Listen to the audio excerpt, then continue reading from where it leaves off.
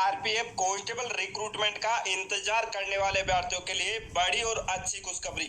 बिल्कुल दोस्तों, यहाँ पर रेलवे की तरफ से आरपीएफ के जो कांस्टेबल का रिक्रूटमेंट था, जिसका काफी बेसब्री से इंतजार हो रहा था, जिस प्रकार आप सभी का असम राइफल के रिक्रूटमेंट का इंतजार हो रहा था, लंबे समय बाद में आपका असम राइफल का रिक्रूटमेंट आ चुका है।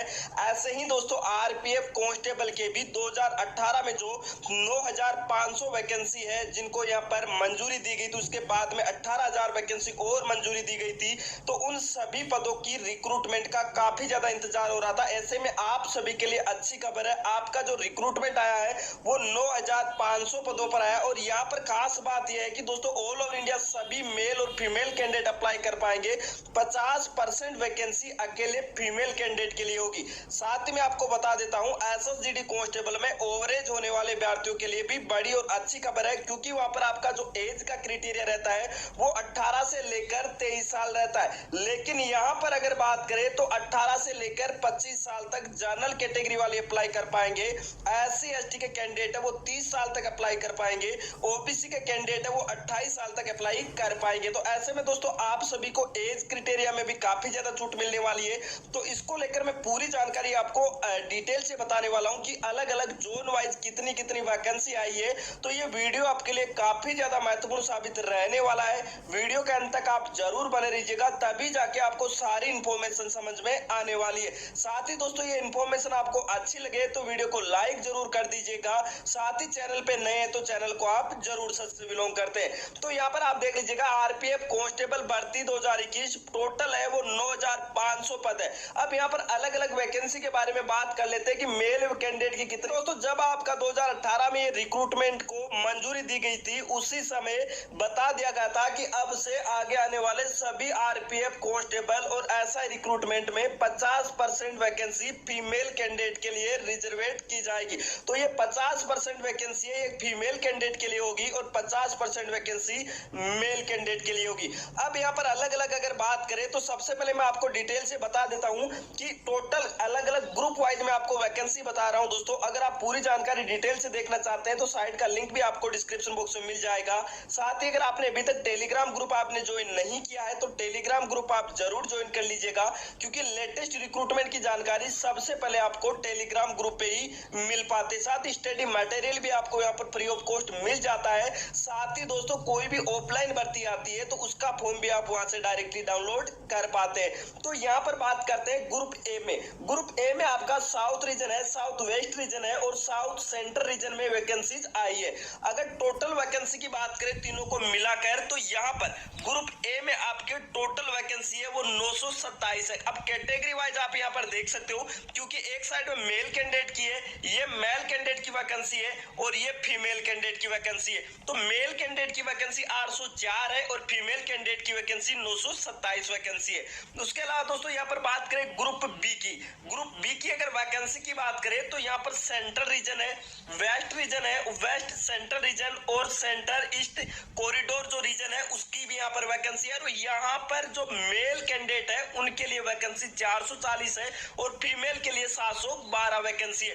अब यहाँ पर बात करते हैं ग्रुप सी। तो ग्रुप सी में कौन कौन से यहाँ पर आते हैं, तो ग्रुप सी में आपके ईस्ट रीजन है, ईस्ट सेंट्रल रीजन है, साउथ ईस्ट रीजन है और ईस्ट कॉरिडोर रीजन है। इन सभी को मिलाकर ये आपका ग्रुप बनाया गया है। और यहाँ पर अगर बात करें तो 1,287 वैकेंसी मेल कैंडिडेट की है और 1,391 वैकेंसी आपके फीमेल कैंडिडेट की है। दोस्तों ग्रुप डी में बात करें तो यहाँ पर आपका सबसे बड़ा reason north region, north east region, north west region और एनसीआर, इन सभी को मिलाकर आपके मेल कैंडिडेट की वैकेंसी 1,046 है और फीमेल की वैकेंसी है वो 1,006 वैकेंसी है। अब यहाँ पर ग्रुप ई की बात करें तो ग्रुप ई है आपका जो एनएफआर है, इसकी बात करें तो यहाँ पर मेल कैंडिडेट की 660 वैकेंसी है और फीमेल की 180 वैकेंसी है। अब यहाँ पर ग्रुप एफ आरपीएसएफ की बात करें, जो कि रेलवे प्रोटेक्शन सिक्योरिटी फोर्सेज होती है। आरपीएफ और आरपीएसएफ में अंतर होता है। आरपीएफ होती है वो रेलवे के जितने भी जो आपके रेलवे स्टेशन है वहां पर ड्यूटी करती है, जो रेलवे के थाने होते हैं वहां पर काम करती है, पुलिस स्टेशन में काम करती है रेलवे के। जबकि आरपीएसएफ होती है वो रेलवे प्रोटेक्शन सिक्योरिटी फोर्स होती है, जो प्रोटेक्शन देती है और अलग अलग राज्यों में दोस्तों वो घूमती रहती है। मतलब एक रिजर्वेशन जो रिजर्व पुलिस होती है उस प्रकार आरपीएफ को रिजर्व रखा जाता है। और यहाँ पर आपकी आरपीएफ की जो वैकेंसी वो होगी ऑल ओवर इंडिया होगी और यहाँ पर केवल मेल कैंडिडेट की वैकेंसी रखी गई और टोटल वैकेंसी 666 पद है। अब दोस्तों इस भर्ती के लिए अगर बात करें तो एज क्राइटेरिया आप देख लीजिएगा एक बार कि एज क्राइटेरिया आपका क्या रहने वाला है। तो मिनिमम जो आपकी एज है वो 18 साल होनी चाहिए और मैक्सिमम एज अगर आपकी 25 साल तक है तो आप इस भर्ती के लिए अप्लाई कर पाएंगे। एससी और एसटी के जितने भी कैंडिडेट हैं उनके लिए काफी बड़ा मौका यहाँ पर रेलवे में मिलता है। एससी एसटी वाले कैंडिडेट है वो आरपीएफ में 30 साल तक भर्ती हो सकते हैं। अगर आप एसएससी जीडी में एवरेज हो चुके हैं तो आपके लिए काफी अच्छा मौका है। आप आरपीएफ रेलवे की तैयारी कर सकते हैं, आरपीएफ की तैयारी करके आरपीएफ रेलवे में भर्ती हो सकते हैं। और रेलवे भी दोस्तों सेंट्रल गवर्नमेंट की एक डिपार्टमेंट है, रेलवे भी एक यहाँ पर सेंट्रल गवर्नमेंट है। तो यहाँ पर जैसा कि जो आपकी बीएसएफ सीआरपीएफ है उसी प्रकार यहाँ पर भी दोस्तों आपको सारे अलाउंसेस मिलने वाले हैं जो कि एक सेंट्रल गवर्नमेंट के कर्मचारी को दिए जाते हैं। उसके अलावा दोस्तों ओबीसी वाले कैंडिडेट है उनके लिए भी अच्छी बात है क्योंकि वो एसएससी जीडी में 26 साल तक अप्लाई कर पाएंगे, लेकिन यहाँ पर आपको 2 साल की अलग से छूट मिलेगी, आप 28 साल तक अप्लाई कर पाएंगे। उसके बाद में अगर यहाँ पर बात करें तो एज क्राइटेरिया के साथ ही जो यहाँ पर all over India candidate apply कर पाएंगे। और इस के लिए आरपीएफ और आरपीएसएफ के लिए जो आपका सिलेक्शन प्रोसेस होगा वो किस प्रकार होगा जानना आपके लिए बेहद जरूरी है क्योंकि रेलवे का जो फिजिकल होता है आरपीएफ का वो काफी ज्यादा टफ होता है। लेकिन यहाँ पर सबसे पहले आपका कंप्यूटर बेस्ड टेस्ट होता है, सीबीटी होता है और सीबीटी के मार्क्स के हिसाब से ही आपकी फाइनल मेरिट लिस्ट है वो बनती है। तो सीबीटी में आप जितना अच्छा स्कोर करोगे उतना ही आपका फाइनली सिलेक्शन होने का चांसेस ज्यादा रहेगा। तो यहाँ पर सीबीटी में जो कैंडिडेट क्वालिफाई होंगे उन सभी का पीटी और पीएमटी होगा और उसके बाद में आपका डॉक्यूमेंट वेरिफिकेशन होगा और मेडिकल एग्जामिनेशन यहाँ पर होने वाला है। दोस्तों अगर हाइट की बात करें तो हाइट में भी यहाँ पर आपको काफी छूट मिलती है। जनरल ओबीसी वाले कैंडिडेट है उनकी हाइट अगर 165 सेंटीमीटर है तो भी वो अप्लाई कर पाएंगे। चेस्ट आपका 80 से लेकर 85 सेंटीमीटर होना चाहिए। एससी और एसटी की बात करें, सॉरी एससी छोड़ के एसटी में 160 सेंटीमीटर हाइट वाले मेल कैंडिडेट भी अप्लाई कर सकते हैं। चेस्ट में भी एसटी कैंडिडेट को छूट मिलेगी। साथ ही नॉर्थ ईस्ट से जितने भी कैंडिडेट है उनको भी हाइट और चेस्ट में यहाँ पर छूट दी जाती है।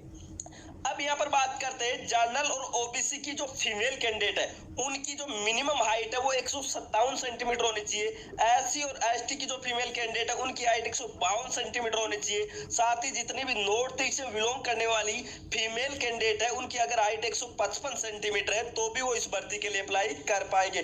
फिजिकल क्राइटेरिया की बात कर लेते हैं। फिजिकल है वो यहाँ पर काफी अच्छा होता है रेलवे का।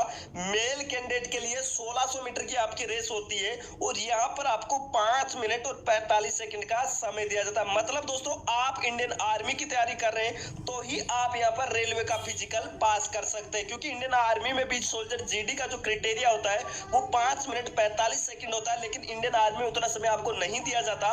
लेकिन यहाँ पर आपको पूरा 5 मिनट और 45 सेकंड का समय दिया जाएगा। लॉन्ग जंप होगा वो 14 फीट का होगा मेल कैंडिडेट का जिसमें 3 चांस मिलेंगे। हाई जंप आपका 4 फीट का होगा जिसमें आपके 3 चांस मिलेंगे। मतलब फिजिकल का क्राइटेरिया भी काफी अच्छा है। कांस्टेबल फीमेल की बात करें आरपीएफ और आरपीएस में तो 800 मीटर की रेस होगी, 3 मिनट और 40 सेकंड का समय मिलेगा। लॉन्ग जंप आपका 9 फीट का होगा, उसके साथ ही हाई जंप आपका 3 फीट का होगा और दोनों में आपको 3-3 चांस मिलने वाले।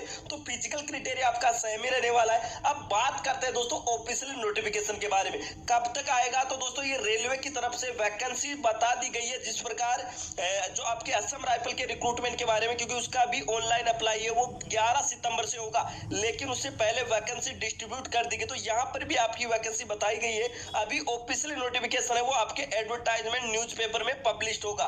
तो इतनी आपकी वैकेंसी रहने वाली है। अब आपका जो ऑफिशियल नोटिफिकेशन है वो जल्दी आएगा और जल्दी इसके ऑनलाइन फॉर्म भी शुरू होने वाले। तो काफी लंबे समय के इंतजार के बाद में रेलवे की तरफ से एक अच्छी और राहत भरी खबर आई कि आप सभी को वैकेंसी बता दी गई कि इतनी हम वैकेंसी है वो यहाँ पर लेने वाले और ऑनलाइन फॉर्म भी जल्दी यहाँ पर शुरू करवाए जाएंगे।